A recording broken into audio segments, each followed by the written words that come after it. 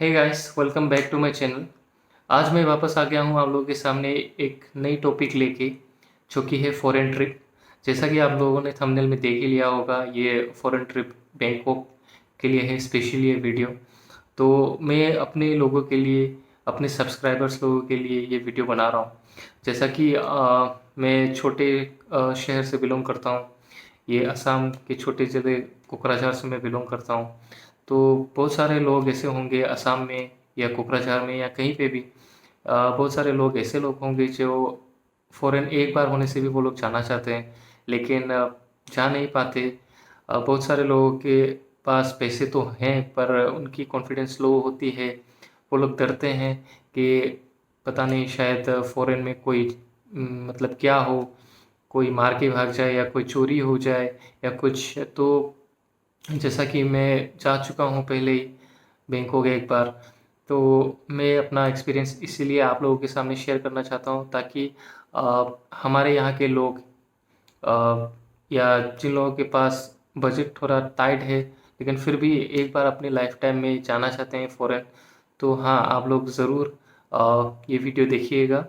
और अगर आप लोगों को ये वीडियो अच्छी लगती है या पसंद आती है तो ज़रूर सब्सक्राइब कीजिएगा, लाइक कीजिएगा और कमेंट सेक्शन में जाके बताइएगा। तो चलिए आज का वीडियो स्टार्ट करते हैं।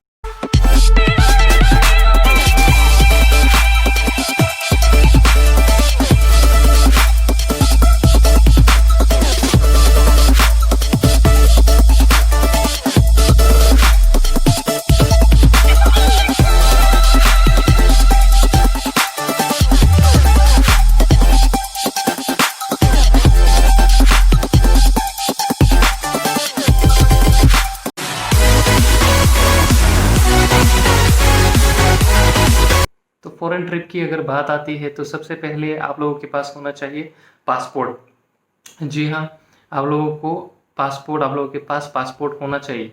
पासपोर्ट ऐसी होनी चाहिए कि आपके पास कम से कम 6 मंथ्स की वैलिडिटी हो उस पासपोर्ट में। जैसा कि बहुत सारे लोग पासपोर्ट पहले ही बना चुके हैं लेकिन आज तक वो लोग फ़ॉरेन में नहीं जा सके, बहुत सारे रीज़न्स की वजह से। तो आप लोग पहले देख लीजिएगा कि आपकी पासपोर्ट कहीं एक्सपायर तो नहीं हो रही। अ, लेकिन अगर आप लोगों की पासपोर्ट की वैलिडिटी 6 महीने से ज़्यादा है, तो ज़रूर आप लोगों का वो पासपोर्ट वैलिड है, तो आप लोग फर्दर प्रोसीडिंग्स कर सकते हैं। तो पासपोर्ट देख ली, तो अभी आप लोगों को करना क्या है, आप लोगों को फ़्लाइट बुकिंग्स करनी है।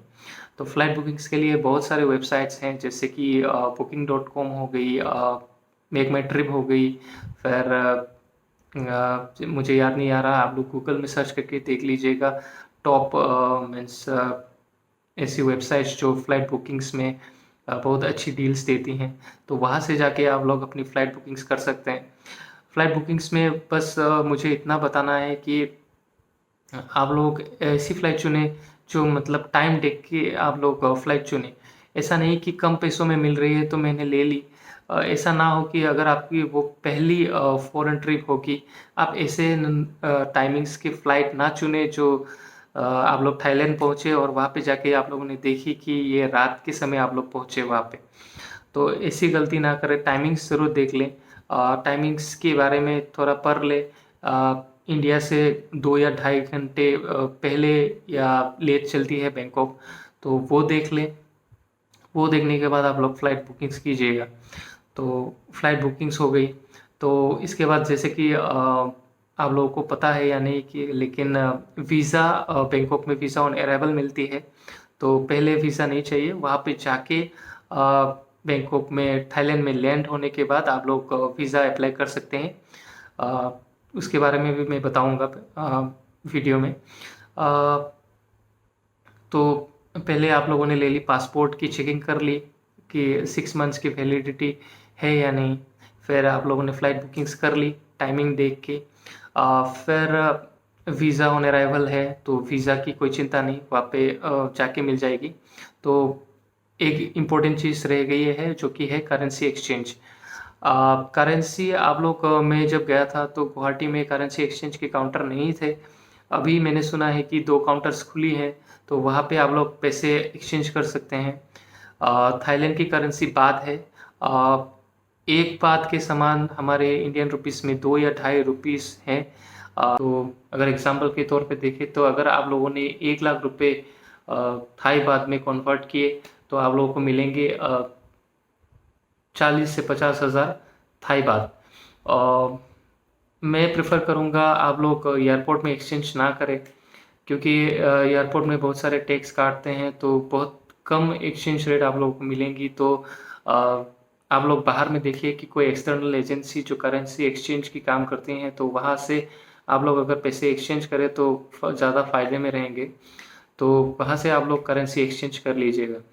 तो करेंसी एक्सचेंज करने के बाद और एक इम्पॉर्टेंट चीज़ मैं आप लोगों को बता देता हूँ कि फ़ोटोग्राफ पासपोर्ट फ़ोटोग्राफ आप लोगों को डायमेंशन में चाहिए होगी 4x6 सेंटीमीटर के डायमेंशन में।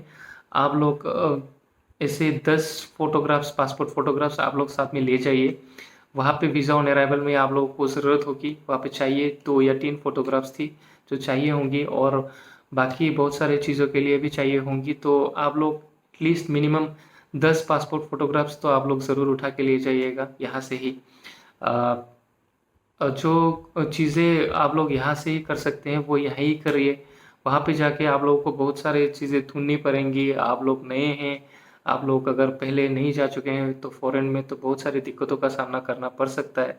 तो इसलिए मैं प्रेफ़र करूँगा कि आप लोग ये सारी चीज़ें जो मैं बता रहा हूँ, तो वो सब अगर यहीं से आप लोग लेके जाएँ तो आप लोगों को दिक्कत नहीं होगी। तो फ़ोटोग्राफ्स आप लोगों ने ले ली। फिर हाँ, एक चीज़ और है।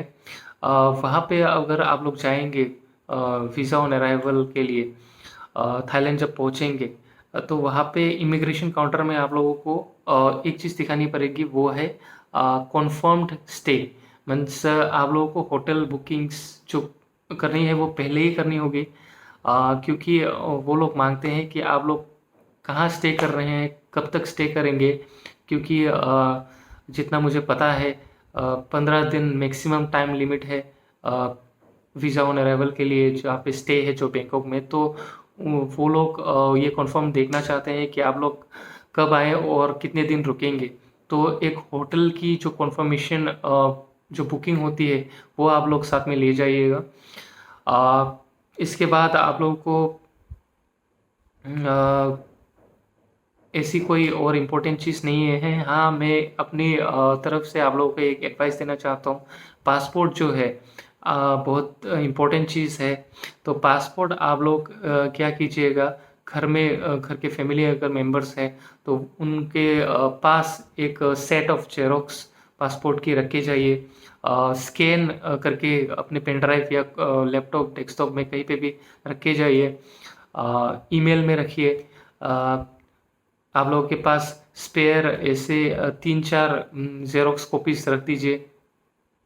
मैं ये क्यों बता रहा हूँ, क्योंकि फ़ॉरेन है तो वहाँ पे आप लोग नहीं बता सकते किसका लक अच्छा है किसका बुरा। कभी भी अगर भगवान ना करे, लेकिन अगर कहीं पे कोई उल्टा सीधा हो गया, आपकी पासपोर्ट गुम हो गई वहाँ पे जाके, तो आपके पास स्पेयर कॉपी होनी पड़ेगी, पासपोर्ट की डुप्लीकेट कॉपी होनी पड़ेगी। तो इसकी वजह से मैं ये बात कह रहा हूँ। ज़रूरी नहीं है, लेकिन अगर आप हर तरफ से अगर आपको डर लगता है तो सेफ़ होने के लिए ये एक तरीका है जो आप लोग आज़मा सकते हैं।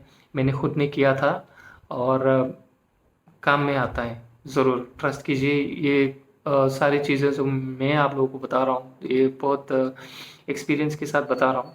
तो ये चीज़ें आप लोग ज़रूर करिएगा अगर आप लोग पहली फ़ॉरेन ट्रिप में जा रहे हैं, और स्पेशली अगर आप लोग बैंकॉक जा रहे हैं तो ये सब चीज़ें आप लोग ज़रूर मीन्स ध्यान में रखिए।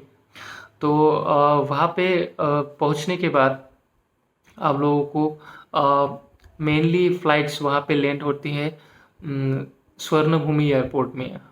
स्वर्णभूमि एयरपोर्ट बहुत बड़ी एयरपोर्ट है बैंकॉक की। एशिया की वन ऑफ द लार्जेस्ट शायद एयरपोर्ट्स होंगी।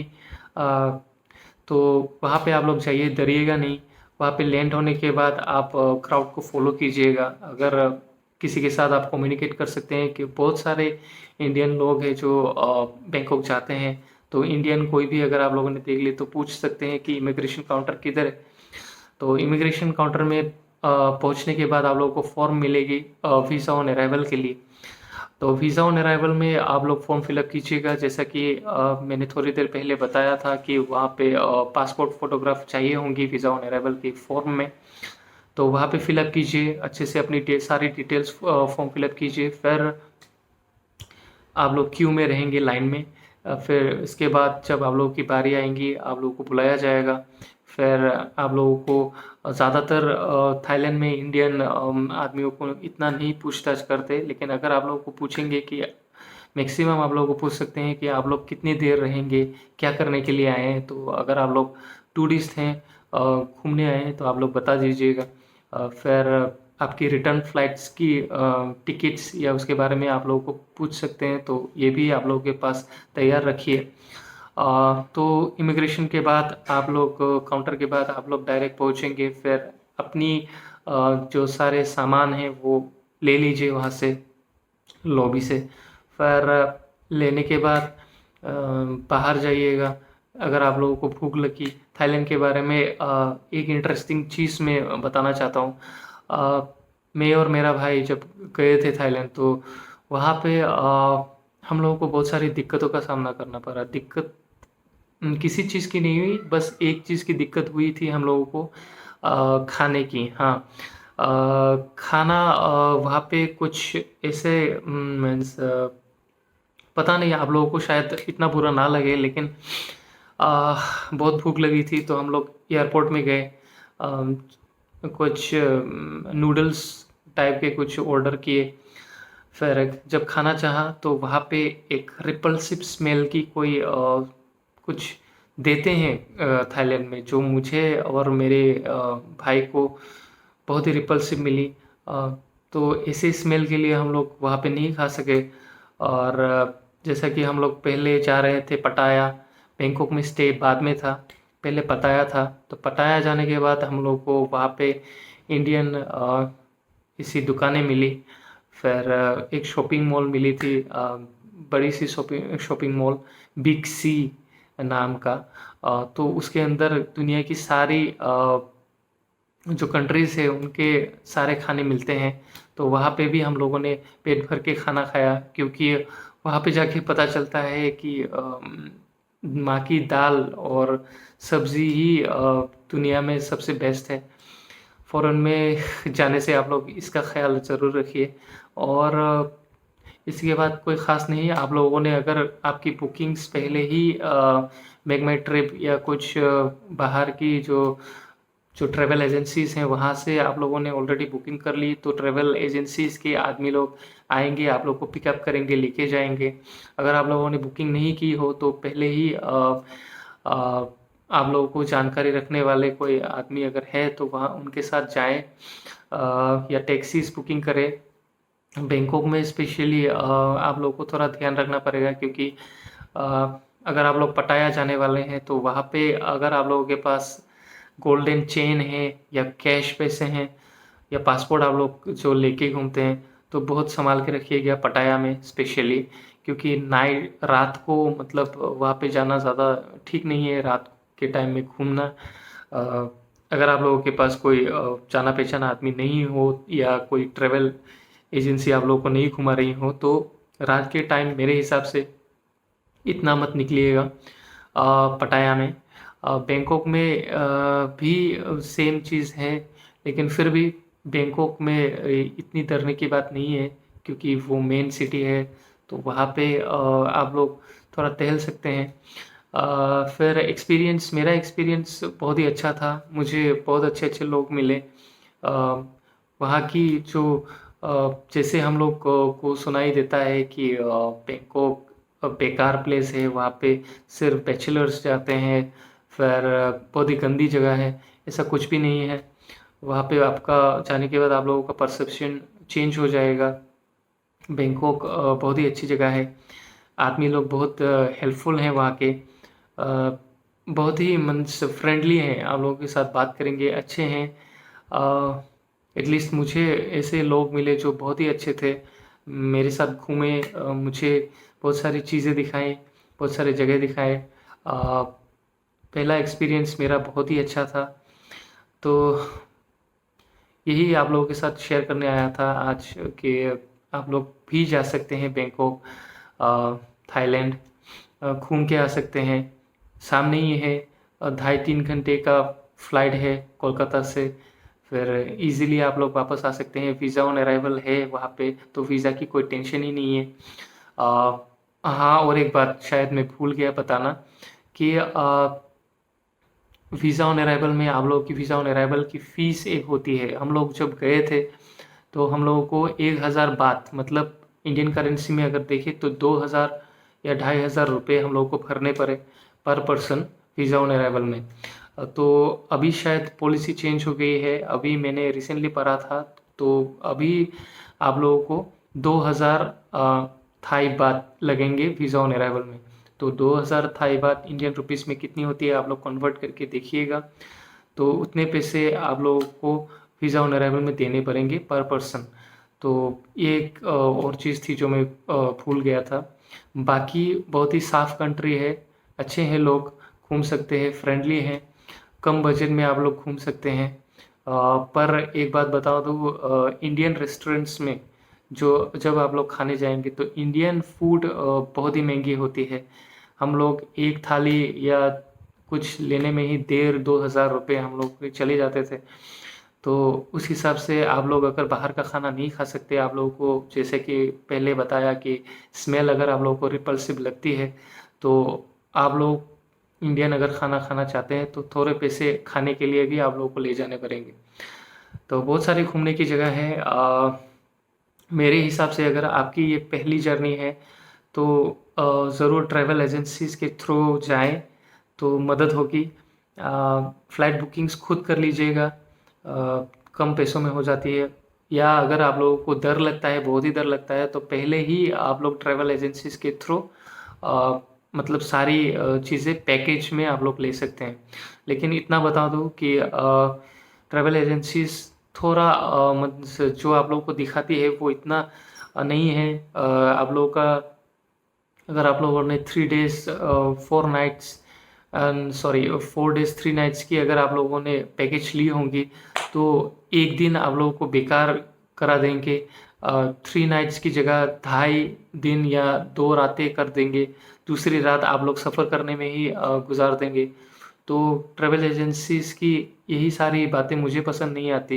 लेकिन फिर भी अगर आप लोगों की ये पहली ट्रिप होगी तो ज़रूर आप लोग ट्रैवल एजेंसीज़ को ट्राई कर सकते हैं। तो मेरा एडवाइस आज के लिए यही है कि आप लोग जाएँ, सफ़र करें। मिनिमम बजट अगर मैं कहूँ आज की डेट में तो कितना बोलूँ, मीन्स ये मिनिमम बजट मीन्स आप लोगों के ऊपर होता है। अगर आप लोग कम पैसे ले जाएँ तो वही होता है कि खाने में थोड़ी दिक्कत आ सकती है या कहीं कुछ हो जाए। हाँ, और एक चीज़, कई सारे फ़्लाइट्स आप लोग फ़्लाइट की टिकट में आप लोग पहले ही देख लीजिएगा कि फ़्लाइट की टिकट में वहाँ पे बैगेज के बारे में लिखा होता है। तो वहाँ पे अगर आप लोगों की फ़्लाइट की बैगेज जो लोड है वो अगर 20 केजी है तो ठीक है। लेकिन किसी-किसी एयरपोर्ट में बैंकॉक में किसी-किसी फ़्लाइट्स में आप लोगों को वहाँ पे लिखी होंगी 7 केजी। तो 7 केजी से अगर आप लोगों की बैगेज की जो लोडिंग है वो 7 केजी से अगर ज़्यादा होगी, तो आप लोगों को उसके लिए भी फ़ाइन भरनी पड़ेगी एक्स्ट्रा लगेजिंग के लिए। तो वो भी ध्यान में रखिएगा और जाइए, एंजॉय कीजिए अपनी पहली ट्रिप। मैंने जो बताया है वो सारी थोड़ी याद रखिएगा। और बहुत सारे यूट्यूबर्स हैं या गूगल में देखिए, सर्च कीजिए और क्या चीज़ें चाहिए होंगी। मुझे तो इतनी ही चीज़ें लगी। तो बस यही था आज के लिए। तो अगर आप लोगों को ये वीडियो पसंद आई तो ज़रूर लाइक कीजिएगा, सब्सक्राइब कीजिएगा और बेल आइकन दबाइए। तो नेक्स्ट वीडियो के लिए, तब तक के लिए बाय, खुलुमबाय।